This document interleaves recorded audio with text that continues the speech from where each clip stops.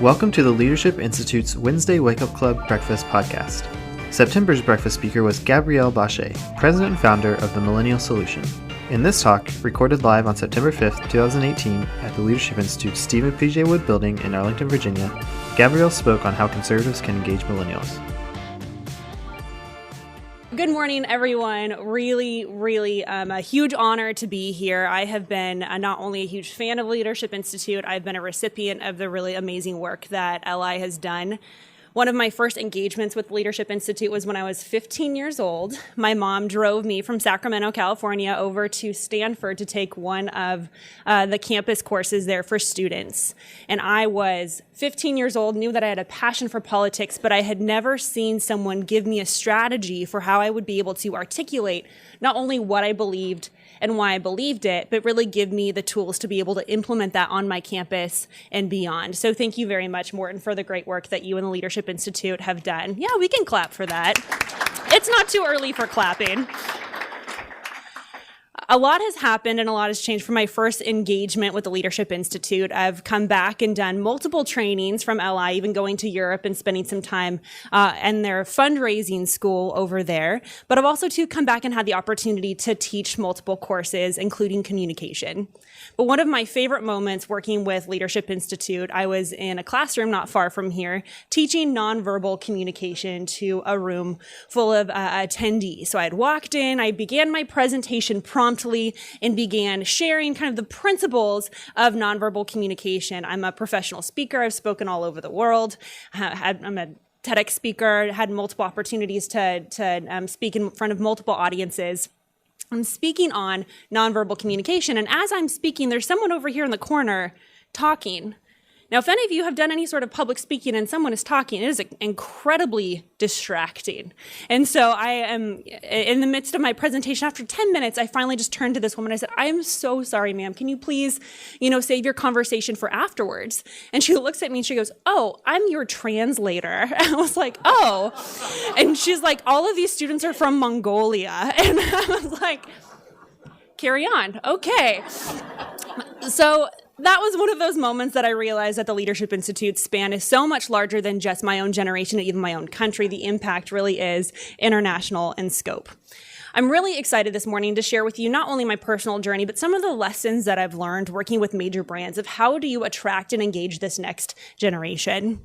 As Dee had mentioned, there's this huge debate out there about whether or not millennials will or won't be conservative, whether they'll ever vote for us, if there's a third party ensuing, and frankly, just what are we going to do with this millennial problem? I first started studying my generation when I was 17. I was finishing up high school, going into college, and had spent much of my time on campus activism and working with faith leaders there. And I remember as I was exiting high school, going into college, I really felt like I wanted to, kind of record some of my experiences, the things that I wish I had learned at a younger age. And so I wrote a book. So I wrote my first book, which isn't in print anymore, thank goodness. But I wrote it as I went into college. And oftentimes people will tell me, "Oh my goodness, Gabrielle, that's incredible. You wrote your first book when you were 17 years old." Like, it is not that impressive. I was 5'9", had more braces than teeth. Like, I didn't have a boyfriend. There was not a lot else going on in my social life. So writing a book kind of seemed like a natural next step of what to do with my free time. So I've been writing books ever since. And that experience of studying my generation, I wrote it for faith leaders, how they can reach and retain my generation within the church. And I wrote that because I'd seen so many people of an older generation try and be so relevant to my generation, and in it, they lost their authenticity. And in it, my generation wanted to have a real relationship with other generations, but I saw an older generation thinking that they had to wear, the skinny jeans and have the crazy hair and, have, LED lights everywhere in order to be relevant to millennials. And that simply isn't the case. What I found, and I've studied millennials for over 11 years now, which makes me feel real old, what I've studied with my generation is that first and foremost, millennials are craving authenticity. They're looking for someone to give them an authentic perspective of the world. This generation, my generation, who's born between 1982 and 2000, those are the numbers that I use and my research firm uses. Many people are now inventing their own generation. So if any of you have some free time on the weekends and you want to invent a generation, apparently it's a thing, like this Zennial thing. It's not a thing, folks. It is not a thing. And everyone's going to ask me about Generation Z, the following generation, which I can take during questions, because a lot of times when I'm working with business owners and leaders and executives, they're all like, what about Gen Z? Does it get less depressing with the next generation? Not necessarily. So there's that. But when I'm talking about millennials, I talk about 1982 to 2000. That's what the U.S. Census Bureau uses. That's what my research firm uses. But what we've actually discovered is this massive generation. There are 83 million millennials in the United States alone. If millennials were a country, we'd be the same size as Germany.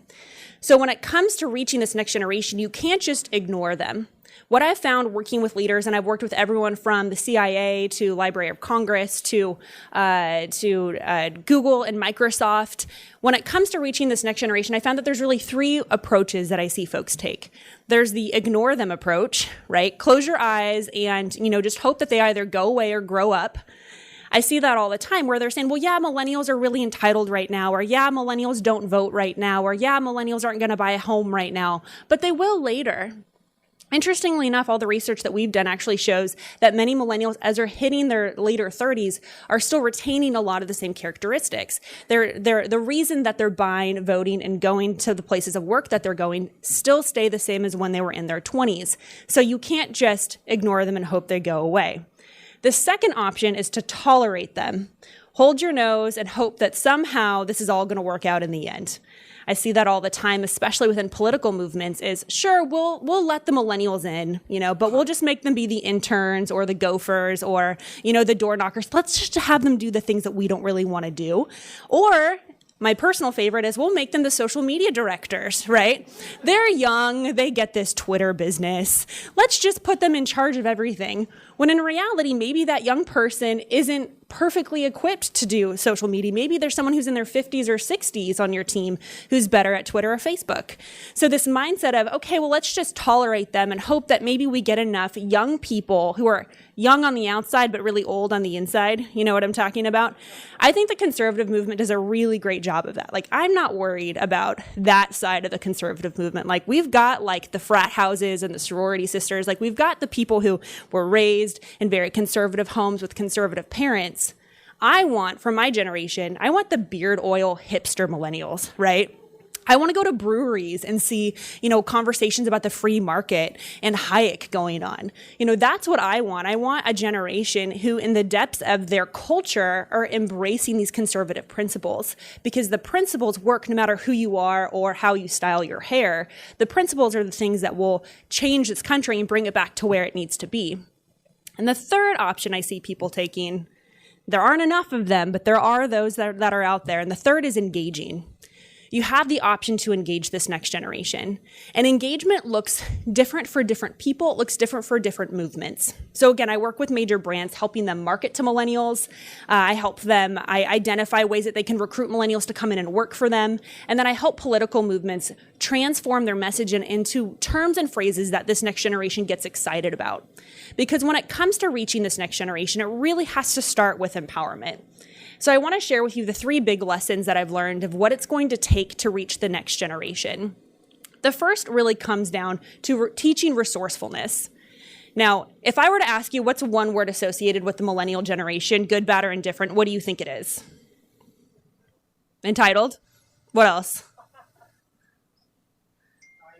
Naive. What else? It's good. This is a safe space, right? I mean, we're not on a college campus and there's no Play-Doh in front of you, but superficial. Okay, great. Let's just get it off your chest. We're all thinking it right now. Short attention span from Morton. Got it. Lack of eye contact. Yep, absolutely. It's going to get even worse with Generation Z, which is real depressing. She goes, I know, I teach them. Okay, what else? I'm sorry? Online, absolutely. In debt. Absolutely in debt. Did you say ignorant? Yep. Okay, what else? Lazy. From a millennial. I appreciate that. Idealistic. Now someone likes us. Okay, we're getting better. What else? Lack depth. Okay, great. So I've heard all of this, and you are way too nice this morning. I do this with Oh, good. Let's hear it. Even though they're a college graduate, they don't know it. Even though they're a college graduate, they don't know anything. Yeah. The education is so poor. It is incredibly poor. Yep, Brian? I would say seeking experiences, like in learning by experience. Yes, very experience driven. Yep. Naive. Absolutely. She's like, we just got to really make sure that we're covering it. So everyone has their own experience with millennials. They're either the best generation in the world or they're the worst generation in the world, depending on, who your kids are and whether or not you like them or not, right? They're either the future of the movement or, it's all going downhill real fast, depending on who they voted for, right? And this idea of how do we bridge the generation gap is something that has not only fueled my company, it's fueled my purpose for the last 12 years. At my core, my most passionate moments are when I'm able to help leaders understand who this generation is in a true and authentic way. So I want to be able to do that for you today. So you guys got it right off the bat. The number one word that we see associated with the next generation is entitled. This idea that millennials exist, therefore they deserve. And I certainly, in all of my research, I do want to say that there is some truth to that. However, I want to share with you what entitlement means. So I've got some books for sale out there. One of them is 5 Millennial Myths, where I actually break down the 5 biggest myths associated with millennials, explain why it is and whether or not it's true or not. Number 1, you guessed it, is entitled. This idea that millennials have, shown up and they want a trophy or a hug or a raise just for being is something that we see across the board and even across the world. We actually have been studying millennials, particularly in Europe, Africa, and Asia, and Latin America this last year, looking at whether or not there are these trends that span the universal spectrum, not just here in the United States. And we've certainly seen that those things tend to be true. So when it comes to millennials and entitlement, this next generation is entitled, but it's really because of one word. And this is incredibly important, whether you're parenting millennials, mentoring millennials, teaching millennials. And that word is expectations. This generation has had expectations set for us outside of the realm of oftentimes reality, but sometimes even outside of the realm of their own control. So millennials, when we went to college, when we graduated, we were promised a good job, right? I graduated from college in 2009, which was not exactly the ideal time to be passing your resume around. People were like, that's adorable. She's pretending to get a job. I'm like, no, I'm trying to get a job. I'm desperately trying to get a job. And when the rest of my generation was, that overeducated barista type, we had to realize, why did I go to college? What am I going to do? And it's something that even in kind of the research world, we jokingly refer to as the quarter life crisis. This generation hitting 24, 25, 26, and then trying to decide what it is that they're going to do with their life. But this entitlement push really has come from expectations, sometimes set by very well-meaning parents, sometimes set by professors, sometimes set by society at large. But those expectations, when they're coming into, say, a political party, they're coming in and they're wanting to have their voice heard, they're wanting to have their opinions respected, they're wanting to be respected as an adult and not just as an intern or a child. And an older generation has a very different set of expectations. If you're of an older generation, you're probably raised that if you want something done right, you what? You do it yourself. We're working on a project right now on generational leadership styles. And what we've actually found is boomers tend to lead very top down, very structure process oriented. Generation X tends to lead from the side. So do I have any Gen Xers in here born between 1965 and 1980? Good. See, you're like, we've been here the entire time, right? I work with a lot of Xers and they're like, no one ever talks about us. I'm like, I know. I was at a networking event about a year ago and I was talking to somebody. He said, what do you do? And I said, I have a research and consulting training firm that we help, generations work better together. We focus specifically on millennials. And he goes, I'm Generation X and no one really did that for us. And I was like, I know. I said, you need representation. And as I'm talking, he goes, we don't need your help. And I was like, you are very good about being Generation X. Generation X, very independent, very much, don't tell me how to do it. I'm going to figure it out on my own. Millennials lead from the middle. If you want something done right and you're a millennial, you do it together. So you can already start to see how the implications of the socialist agenda really comes in, where people are really starting to prey on the fact that my generation from a very young age has been taught to do things collectively and to make sure everything is fair and balanced. no need to go into, the fact that this idea of fairness and justice has completely been convoluted for many reasons because of our education system, where my generation has been taught, it's not fair. Well, fairness is an opinion, while justice is a principle. And those are the principles that my generation needs to be reminded of. And so what we've actually found is in order to combat entitlement, you must reinforce it with resourcefulness. My generation is incredibly resourceful, but and oftentimes in all the wrong ways. Where my generation, if you say, hey, can you go, fix an oil leak in your car, what are they going to do? They're going to Google it, right? They're going to go on YouTube. Just for the record, I did try and change my oil from a video on YouTube. It did not go over well. Those pants will never be the same. It was just a mess. So not everything on the internet is as easy to use and apply as you would think. But this concept of teaching resourcefulness to the next generation is the most empowering thing that we can do to combat entitlement in our society, where we have to teach our generation not only what to do with their money, but how to make better decisions, how to pick a life partner, how to pick yourself up after you fail. As she mentioned before, I've played competitive tennis for years, and I have more trophies of tournaments that I never won than tournaments that I did win. And then everyone looks at our generation as the trophy generation, but oftentimes people aren't talking about who was giving us the trophies, right? No one wants to talk about the fact that me and my friends weren't cobbling together some of our lunch money to make sure that, I didn't get left out, right? It was all, it was the work of very well-meaning parents and coaches who wanted to make sure that this next generation had an increase in self-awareness and self-respect. But unfortunately, because of that, my generation has actually learned how to become dependent upon other people for their own self-reliance and self-respect in many regards. Where other generations, you got kicked out or you left the house when you were 18, depending on how your parents were, right? And it was, okay, great, you're 18, you're an adult, invite me to your wedding and have a great life, right? And that was it, right? But my generation, 1/3 of all millennials who graduate from college this year will move back in with their parents after they graduate. 1/3. Now, the reason for that is vast, and it tends to all go down to student loan debt and opportunity. But what's fascinating is what we've actually found. You know whose idea it typically is for those millennials to move back in? It's their parents. I recently got married, and after we got married, my mother-in-law was very excited that she was like, oh, great, well, we've got this whole suite downstairs, and you guys can move in whenever you want. It's like, that's okay.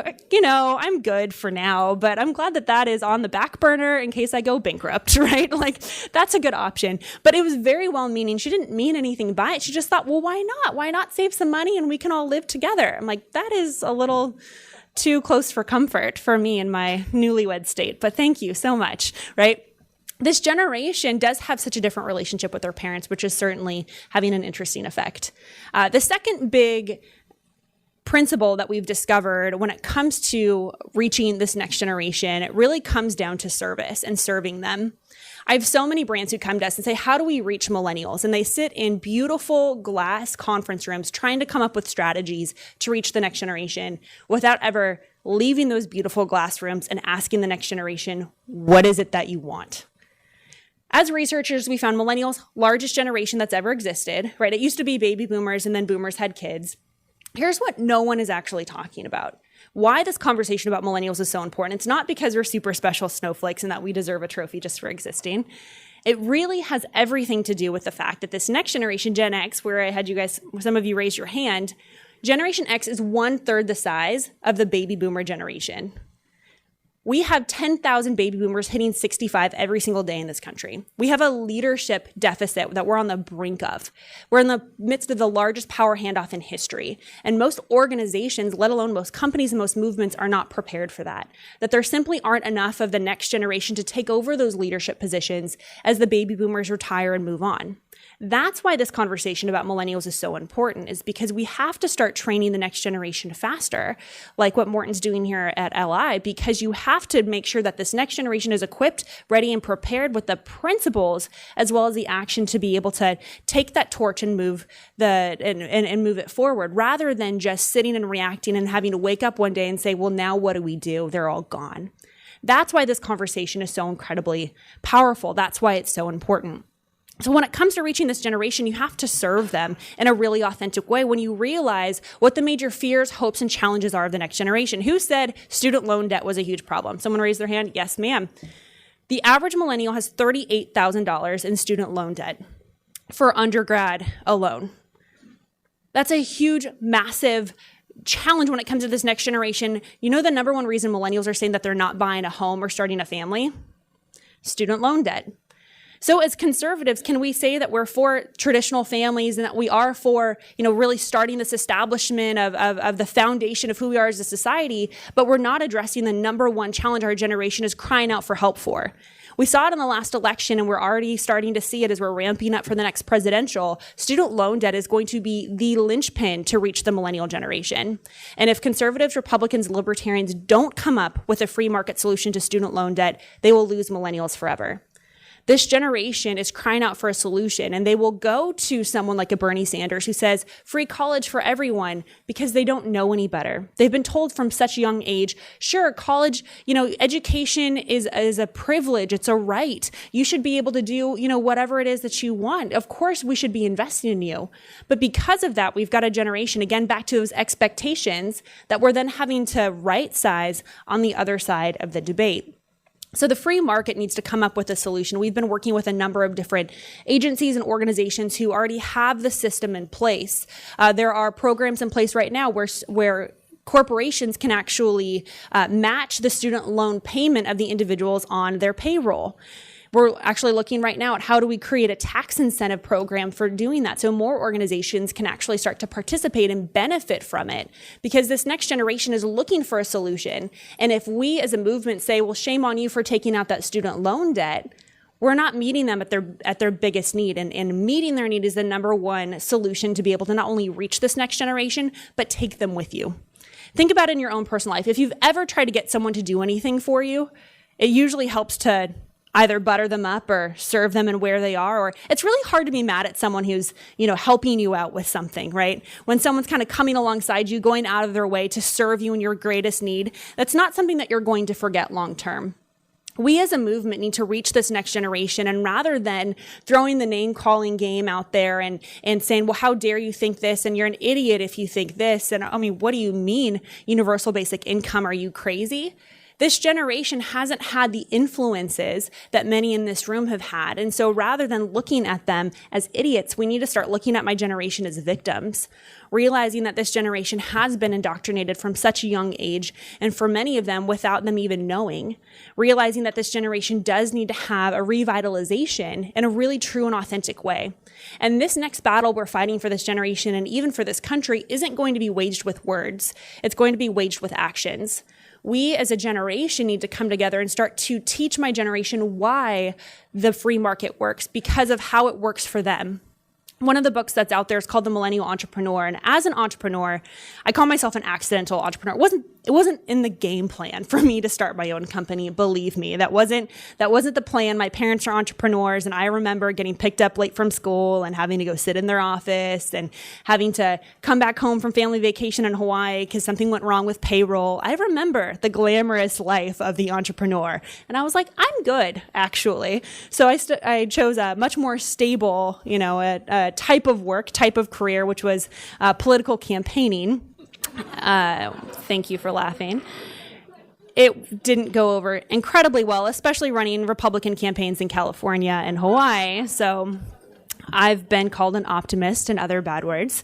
So this generation is looking for the truth to be translated from an older generation. And I have such a warm spot in my heart for leaders like you in the room who are looking at doing that translation, whether you're 22 or 82, because this next generation really is in the crosshairs of making some of the biggest decisions in their entire life. And this generation is desperate for information. I did a year-long study on millennials and financial independence, and what we actually found was doing small groups, focus groups, et cetera, that millennials said, these were everything from recent graduates to individuals who just purchased a house. Here's what they said. They said that they were desperate for financial information, but they were too embarrassed to ask for help. We saw a generation who knew that they needed to make wise financial decisions. However, they didn't know who to go to because they felt, because they were the Google generation, that they should know the answer already. We can't assume that this generation is going to Google their way into making better life decisions, into how they're going to be voting. This next generation is going to be influenced from the people in this room because of what it is that we're doing for them, not doing to them. We need to come alongside this next generation and help them start and grow a career that's exciting and meaningful and purpose-driven. In my book, The Millennial Entrepreneur, I wanted to study what the future is going to look like based off of this millennial need for starting things. We're an incredibly entrepreneurial generation. 67% of millennials have said that they want to start their own business one day. 67. Now, should all of them? Absolutely not. However, 67% of people have raised their hand and said, yes, I want to have an independent lifestyle. I want to be able to manage my own time. I think I have something the market will want to pursue. What would it look like if chambers of commerce did mentoring programs in high schools and colleges teaching people about what the free market actually means? What would it look like if you as a parent got together and had a coaching session with young professionals about how to make good financial planning decisions? What would it look like if we as a community started to have more authentic conversations about how to make great business decisions, or whether or not this is a good idea or not, or should you get a loan? Those are the conversations. When we win those, we'll start winning elections, because this generation wants to know the practical before we know our principles. We've been coming at them with principles for so long, which are powerful and true, but my generation doesn't know what the Constitution is. My generation doesn't know what you mean by, we're for the free market. What does that mean for me? Creating pictures with your words is only going to go so far as to inspire them. But if you want to motivate them to action, we must come alongside and partner with my generation. The third big solution that I've found works when it comes to reaching this next generation is to help them find their purpose. Now, purpose is a very fluffy term. I realize that when people are like, I'm just, I'm living my best life now. I think I'm just on purpose right now, right? This idea that, pursue your purpose is something that has really gotten away from the core of who we are as individuals and who we are as a movement. Helping people find their purpose is helping them not only find their why, but applying it into the marketplace. I'm working on a book right now with my husband called The Purpose Equation, where we actually detail out how to find your purpose and how to apply it in a way that's meaningful to you in your career. And what we found, we worked with CEOs, we've worked with millennials, we've worked with stay-at-home moms on this. We've worked with major celebrities, helping them find their purpose and apply it in what it is that they're doing. And I can tell you, when you help someone find their purpose, find why they're here and how to plug it into whatever movement that looks like, there's not only extreme loyalty, there's extreme relativity. You're now relevant to who it is that person says that they want to be. You then come around them to be able to help them pursue ultimately why they're here on this earth. And that's really what it's all about. It's not just about the politics. It's not just about who gets elected and who doesn't get elected. It's who we are as individuals. It's who we are as a community. It's who we are as a country. And when we start to have those really authentic conversations about helping people find not just their passion, my generation has been lied to and just said, pursue your passion. Okay, great. That's going to get me as far as Pinterest. And then after that, what am I supposed to do with the rest of my Tuesday, right? This generation isn't just here to have a very passionate life. Passion is in the moment. I could be extremely passionate about my lunch, which I typically am, but that does not mean that that is my purpose. Passion is just a key. Passion really should be more, better phrases. What's the one thing in the world you want your life to solve? What's the one problem in the world that you want your life to solve? That should be your passion. That's the thing that should keep you up at night and keep you and wake you up in the morning. You have to think about what someone's story is. Why is it that they believe what they believe, or what happened to them and what can happen because of them? Those are the types of conversations that we need to be having with this next generation, because if we help invest in them, I know that we're going to have more authentic conversations. And this conversation about whether or not this next generation is, the death or the life of the movement, I think will be silenced quickly when we realize that this generation is desperate for mentorship, authenticity, and having someone teach us how to live a resourceful and a purpose-driven life.